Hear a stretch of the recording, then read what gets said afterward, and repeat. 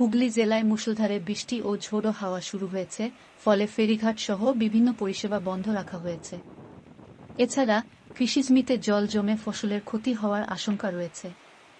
বেলা বাড়তেই আকাশের মুখ অন্ধকার করে আসে, এর পরেই শুরু হয় বজ্রবিদ্যুৎ সহ প্রবল বৃষ্টি। আবহাওয়া দপ্তরের পূর্বাভাস অনুযায়ী আগামী দিনগুলোতেও হুগলি জেলায় বিক্ষিপ্তভাবে বজ্রবিদ্যুৎ সহ ঝড় বৃষ্টির সম্ভাবনা রয়েছে। বিশেষ করে শনি ও রবিবার বৃষ্টির পরিমাণ বেশি হতে পারে।